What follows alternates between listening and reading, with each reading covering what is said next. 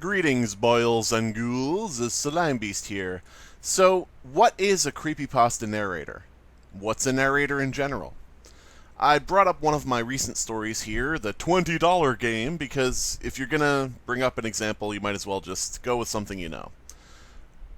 A creepypasta narrator, in my opinion, and we'll get into others' opinions later, is the main character in a creepypasta who's narrating the events. You have unreliable narrators, you have all sorts of different narrators throughout literary fiction, and I guess I guess nonfiction too has narrators. Derp. But yeah, I mean, when you see a story that starts out, I never belonged to a fraternity, but I still had the whole frat boy experience in college. Who's talking? It's the person narrating the story. This is our narrator. A presumably male character who has been to college and had the quote-unquote frat boy experience, but never belonged to an actual fraternity. That's what we know about our narrator. In fact, if we look at the definition, narrator is a person who gives an account or tells the story of events, experiences, etc. So, the person giving an account of what happened is the narrator in the story. Number two is a person who adds spoken commentary to film, television program, slideshow, etc. In other words, Morgan Freeman in March of the Penguins, the penguins got going up to the walrus, and the walrus ain't having none of that, and he's gonna, etc. and so forth. So, yeah, that is what the dictionary definition of a narrator is. Now, a creepypasta narrator could arguably be a person who adds spoken commentary to a YouTube video, but I would disagree. The narrator exists in the story. The narrator is the main character of the story, telling the story to us through text. I never belonged to a fraternity. I am the narrator, this character might as well say. So what would the proper term be? Well, reader. I mean, if you look at the definition here, a person who recites before an audience. So you are the audience on YouTube. Definition number 6 here. I highlighted it, but I just want to make sure everybody's looking at it. A person who recites before an audience. So if you're reading a creepypasta that you found online and you're reading it before a YouTube audience, the definition of that, that definition would fit reader. You're a creepypasta reader. Now, why is it that the term narrator is so preferred for, people on YouTube reading creepypastas? Well, it sounds a lot cooler.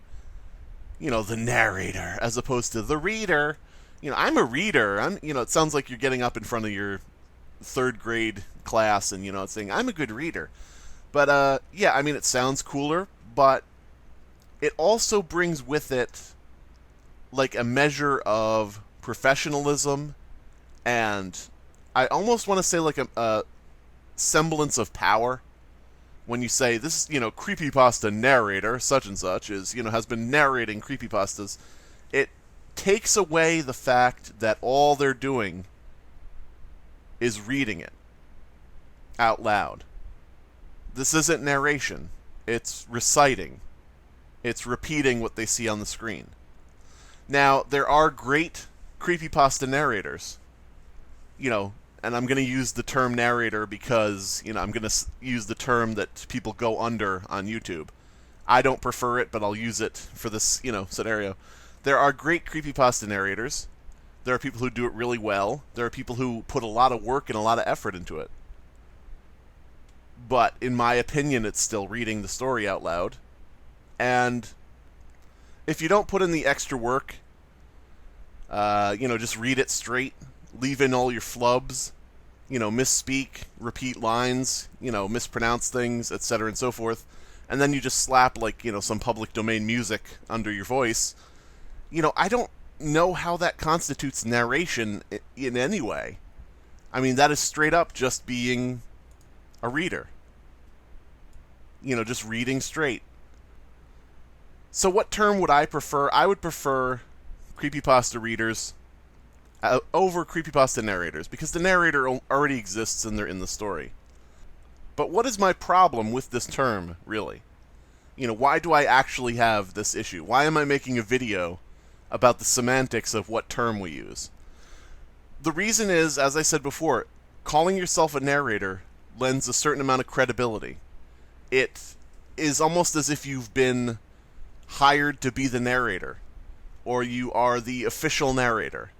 It doesn't lend itself to the idea of what really is going on, which is, usually, and I'm not saying in every case because there are a lot of people who do it right, but usually it's unpaid, unlicensed, uncredited, no permission, nothing done on the narrator's part other than just going to the Creepypasta wiki, hitting random pasta, and reading what comes up.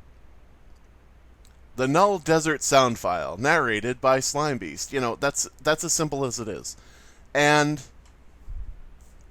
putting that power behind it, putting that meaning behind the term, I think is a lot of what the problem is when it comes to trying to convince people or show people the way or whatever that being a creepypasta narrator has certain requirements, that you have to fulfill before you put somebody's free work up on YouTube for pay.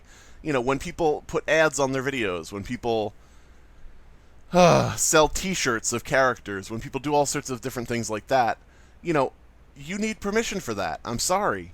This is no different from putting a cartoon, a movie, a song up on YouTube and just putting in the description, I don't own this, all credit to Cartoon Network.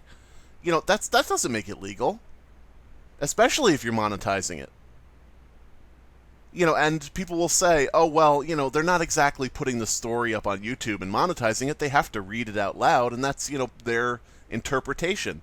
Well, bullshit, If I put up a video reading, and I've said this before, and this is a,